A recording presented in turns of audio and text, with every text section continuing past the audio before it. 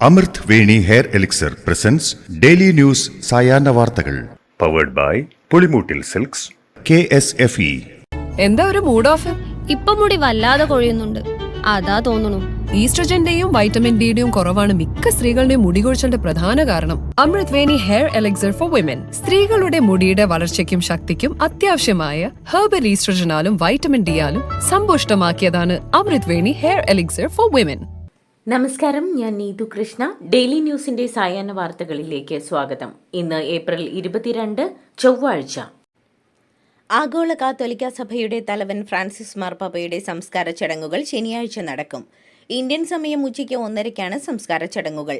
Vatican സിറ്റിക്ക് പുറത്തുള്ള saint Mary major ബസലിക്കയിലാണ് ചടങ്ങുകൾ നടത്തുക.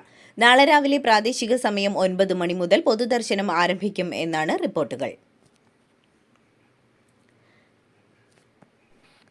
രാഷ്ട്രപതിക്കും ഗവർണർക്കും ബില്ലുകളിൽ തീരുമാനമെടുക്കാൻ സമയപരിധി നിശ്ചയിച്ച സുപ്രീം കോടതി വിധി കേരളത്തിന്റെ ബില്ലുകളിൽ ബാധകമല്ലെന്ന് കേന്ദ്രം. ഗവർണർക്കും രാഷ്ട്രപതിക്കുമെതിരെ കേരളം നൽകിയ ഹർജികളിൽ വ്യത്യസ്ത വിഷയങ്ങളുണ്ടോ എന്ന് അടുത്ത മാസം 6 പരിശോധിക്കാൻ സുപ്രീം കോടതി തീരുമാനിച്ചു.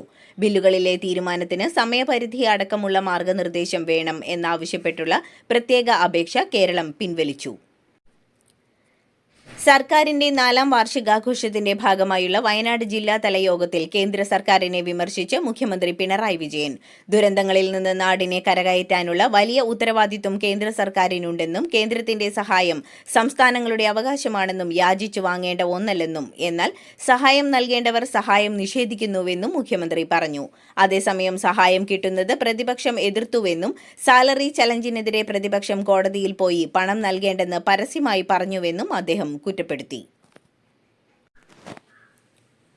കോട്ടയം തിരുവാതുക്കലിൽ ദമ്പതിമാരെ വീടിനുള്ളിൽ കൊല്ലപ്പെട്ട നിലയിൽ കണ്ടെത്തി. Kottayam Indraprastham auditorium tourist home ഉടമ വിജയകുമാറും ഭാര്യ മീരയുമാണ് കൊല്ലപ്പെട്ടത്. വിജയകുമാറിന്റെ മൃതദേഹം കിടന്നിരുന്നത് വീടിന്റെ ഹാളിലാണ്. ഭാര്യ മീരയുടെ മൃതദേഹം കിടന്നിരുന്നത് കിടപ്പുമുറിയിലും. വീട്ടിലെ ജോലിക്കാരി രാവിലെ എത്തിയപ്പോഴാണ് ഇരുവരെയും മരിച്ച നിലയിൽ കണ്ടെത്തിയത്. മൃതദേഹങ്ങളിൽ വസ്ത്രങ്ങൾ ഉണ്ടായിരുന്നില്ലെന്നാണ് വിവരം. മുഖം വികൃതമാക്കിയ നിലയിലുമായിരുന്നു. അന്വേഷണത്തിന് പ്രത്യേക സംഘത്തെ നിയോഗിച്ചു. കോട്ടയം ഡിവൈഎസ്പിയുടെ നേതൃത്വത്തിൽ അന്വേഷിക്കും. പ്രതിയെക്കുറിച്ച് സൂചന ലഭിച്ചിട്ടുണ്ടെന്നും പോലീസ് പ്രതികരിച്ചു. കോട്ടയം തിരുവാതുക്കലിൽ ദമ്പതികളുടെ മരണത്തിൽ ദുരൂഹത. മകൻ ഗൗതമിന്റെ ദുരൂഹ മരണവുമായി ബന്ധപ്പെട്ട് CBI അന്വേഷണം ആരംഭിച്ചതിനു പിന്നാലെയാണ് ദമ്പതിമാരുടെ മരണം എന്നതാണ് സംഭവത്തിൽ കൂടുതൽ ദുരൂഹതകൾ ഉണ്ടാക്കുന്നത്. 2017 ജൂൺ മാസത്തിലാണ് വിജയകുമാറിന്റെ മകൻ ഗൗതം കൃഷ്ണകുമാറിനെ തെള്ളകം കാരിത്താസ് ആശുപത്രിക്ക് സമീപമുള്ള റെയിൽവേ ട്രാക്കിൽ മരിച്ച നിലയിൽ കണ്ടെത്തിയത്.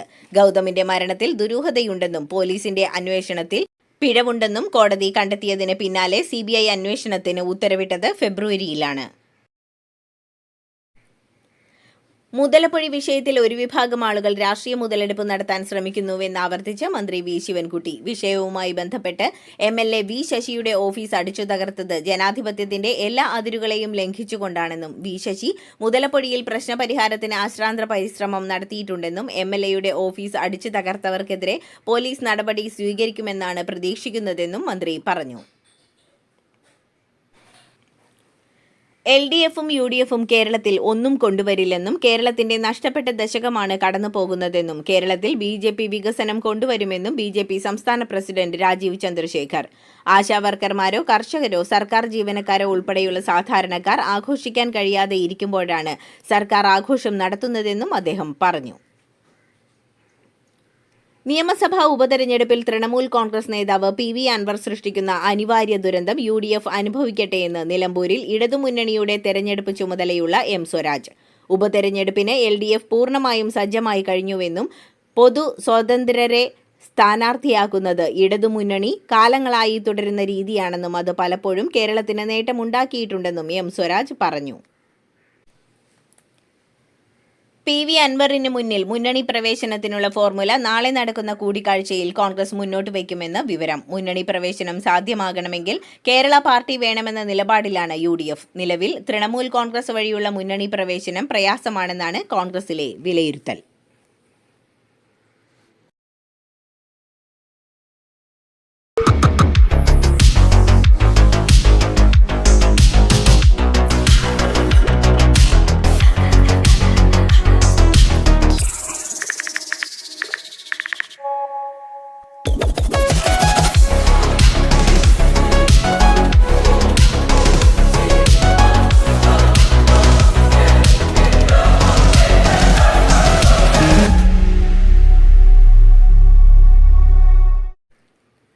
കോന്നി ആനക്കൂട് അപകടത്തിൽ ഉദ്യോഗസ്ഥ MLA പോര് മുറുകുന്നു. സസ്പെൻഷൻ നടപടിക്കെതിരെ പരസ്യ പ്രതിഷേധം നടത്തിയ ഫോറസ്റ്റ് സ്റ്റാഫ് അസോസിയേഷനെതിരെ KU ജനീഷ് കുമാർ രംഗത്തെത്തി. 4 വയസ്സുകാരന്റെ ജീവനെടുത്തത് സുരക്ഷാ വീഴ്ച തന്നെയാണെന്നും സംഘടനയുടെ ആൾബലം കാട്ടി വിരട്ടാൻ നോക്കണ്ടെന്നും MLA വ്യക്തമാക്കി.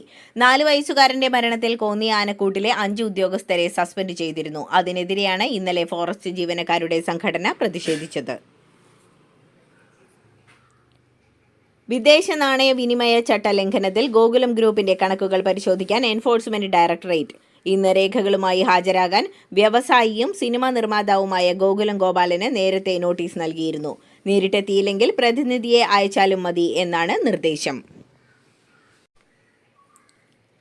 ഈസ്റ്ററിനോടനുബന്ധിച്ച് കേന്ദ്രമന്ത്രി സുരേഷ് ഗോപിയുടെ ചിത്രം വാട്സാപ്പിൽ മോർഫ് ചെയ്ത് പ്രചരിപ്പിച്ചതായി പരാതി. സുരേഷ് ഗോപിയുടെ മുഖം വെട്ടി മറ്റൊരു ചിത്രത്തിൽ ചേർത്തുകൊണ്ട് മോർഫ് ചെയ്ത് വാട്സാപ്പ് ഗ്രൂപ്പിൽ ഷെയർ ചെയ്തതെന്നാണ് പരാതി.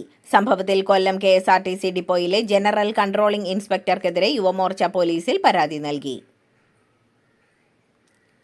താമരശ്ശേരി ഷഹബാസിന്റെ കൊലപാതക കേസിൽ പ്രതികളായ വിദ്യാർത്ഥികളുടെ ജാമ്യഹർജി പരിഗണിക്കുന്നത് ഈ മാസം 25 മാറ്റി. പ്രതികൾക്കെതിരായ ആരോപണങ്ങൾ ഗൗരവതരമെന്ന് കോടതി നിരീക്ഷിച്ചു.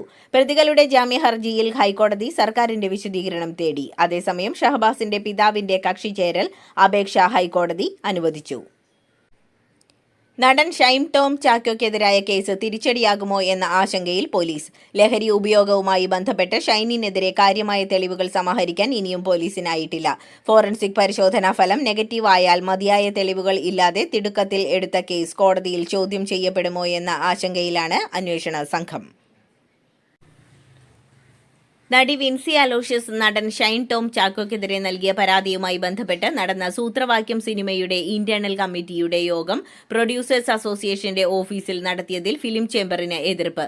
സിനിമാ സംഘടനയുടെ ഓഫീസിൽ ഇന്റേണൽ കമ്മിറ്റി യോഗം ചേർന്നത് ചട്ടവിരുദ്ധമാണെന്ന് ഫിലിം ചേംബറിന്റെ മോണിറ്ററിംഗ് കമ്മിറ്റിയിലും അഭിപ്രായമുയർന്നു. CPMന്റെ പുതിയ ആസ്ഥാന മന്ദിരമായ AKG സെന്ററിന്റെ ഉദ്ഘാടനം നാളെ. പുതിയ ജനറൽ സെക്രട്ടറിയെ തെരഞ്ഞെടുത്തെങ്കിലും ചടങ്ങ് നേരത്തെ തീരുമാനിച്ചതിനാൽ മുഖ്യമന്ത്രി തന്നെയാണ് ഉദ്ഘാടകൻ.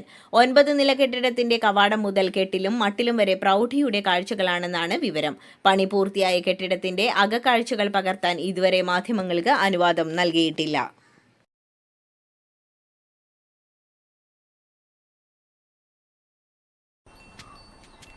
മോൾക്ക് ബർത്ത്ഡേ ഗിഫ്റ്റ് വാങ്ങണ്ടേ? ഷോപ്പിൽ കൊണ്ടുപോയി ഇഷ്ടമുള്ളത് വാങ്ങി കൊടുക്കാം. അപ്പൊ ഏട്ടൻ വരുന്നുണ്ടോ?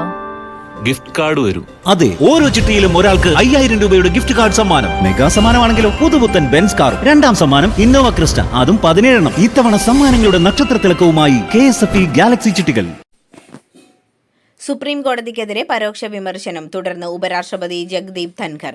പാർലമെന്റിന് മുകളിൽ ഒരു അധികാര സ്ഥാനവും ഇല്ലെന്നും ജനങ്ങൾ തെരഞ്ഞെടുക്കുന്നവർക്കാണ് ഭരണഘടന സംരക്ഷിക്കാനുള്ള അവകാശമെന്നും അദ്ദേഹം പറഞ്ഞു.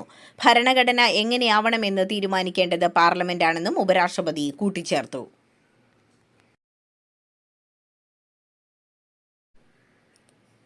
ഫ്രാൻസിസ് മാർപ്പാപ്പയുടെ മരണകാരണം പക്ഷാഘാതമെന്ന് വത്തിക്കാൻ. ഇതേ തുടർന്ന് കോമാസ്ഥിതിയിലായ മാർപ്പാപ്പയ്ക്ക് ഹൃദയാഘാതം സംഭവിച്ചുവെന്നും വത്തിക്കാൻ ഔദ്യോഗികമായി അറിയിച്ചു. രാത്രി വത്തിക്കാനിൽ നടന്ന മരണം സ്ഥിരീകരിക്കുന്ന ചടങ്ങുകൾക്ക് ശേഷമാണ് വത്തിക്കാൻ ഇക്കാര്യം അറിയിച്ചത്. അദ്ദേഹത്തിന് pneumonia, type 2 diabetes, hyper tension, bronchitis എന്നിവ ഉണ്ടായിരുന്നതായും വത്തിക്കാനിൽ നിന്നും പുറത്തുവിട്ട വാർത്താക്കുറിപ്പിൽ വ്യക്തമാക്കുന്നുണ്ട്. തെലുങ്ക് ചലച്ചിത്ര താരം മഹേഷ് ബാബുവിന് എൻഫോഴ്സ്മെന്റ് ഡയറക്ടറേറ്റിന്റെ summons. Surana group, Sai Surya developers എന്നീ സ്ഥാപനങ്ങളുമായി ബന്ധപ്പെട്ട കള്ളപ്പണം വെളുപ്പിക്കൽ കേസിലാണ് നടന് സമൻസ്. ഞായറാഴ്ച ഹാജരാകാനാണ് മഹേഷ് ബാബുവിനോട് ED ആവശ്യപ്പെട്ടത്. അമേരിക്കൻ വൈസ് പ്രസിഡന്റ് JD വാൻസിന്റെ ഇന്ത്യ സന്ദർശനം തുടരുന്നു. വാൻസ് ഇന്ന് കുടുംബസമേതം ജയ്പൂരും നാളെ താജ്മഹലും സന്ദർശിക്കും. ഇന്ത്യ അമേരിക്ക വ്യാപാര കരാറിൽ നിർണായക പുരോഗതി ഉണ്ടായെന്നാണ് കൂടിക്കാഴ്ചയ്ക്ക് പിന്നാലെ വിദേശകാര്യ മന്ത്രാലയം വാർത്താക്കുറിപ്പിലൂടെ അറിയിച്ചത്. നടി നൽകിയ പീഡന കേസിൽ IPS ഉദ്യോഗസ്ഥനും മുൻ ആന്ധ്രാപ്രദേശ് ഇന്റലിജൻസ് മേധാവിയുമായ PSR ആഞ്ജനേയലുവിനെ അറസ്റ്റ് ചെയ്തു. മുൻ YSR കോൺഗ്രസ് പാർട്ടി സർക്കാരിന്റെ കാലത്ത് ഇന്റലിജൻസ് മേധാവിയായി സേവനമനുഷ്ഠിച്ച ആഞ്ജനേയലുവിനെ നടിയുടെ പരാതിക്ക് പിന്നാലെ സസ്പെൻഡ് ചെയ്തിരുന്നു. സദ്ഗുരു ജഗ്ഗി വാസുദേവിന്റെ കോയമ്പത്തൂരിലെ ഈശ ഫൗണ്ടേഷൻ ജീവനക്കാർക്കെതിരെ പോക്സോ കേസെടുത്ത് പോലീസ്. കോയമ്പത്തൂർ ഈശ യോഗ ഹോം സ്കൂളിലെ 4 ജീവനക്കാർക്കും മുൻ വിദ്യാർത്ഥികൾക്കുമെതിരെയാണ് കേസെടുത്തത്. ആന്ധ്ര സ്വദേശിയായ വിദ്യാർത്ഥിയെ ലൈംഗികമായി പീഡിപ്പിച്ചെന്ന് കാണിച്ച് അമ്മ നൽകിയ പരാതിയിലാണ് നടപടി. ചരിത്രത്തിലാദ്യമായി 1 പവന് 75,000 രൂപയ്ക്ക് അടുത്തെത്തി സ്വർണ്ണവില. ഇന്ന് ഒറ്റയടിക്ക് 2,200 രൂപയാണ് വർദ്ധിച്ചത്. ഇതോടെ പവൻ വില 74,000 കടന്ന് പുതിയ ഉയരം കുറിച്ചു. 74,320 രൂപയാണ് 1 പവൻ സ്വർണത്തിന്റെ ഇന്നത്തെ വില. ഗ്രാമിന് 275 രൂപയാണ് വർദ്ധിച്ചത്. 9,290 രൂപയാണ് 1 ഗ്രാം സ്വർണത്തിന്റെ വില.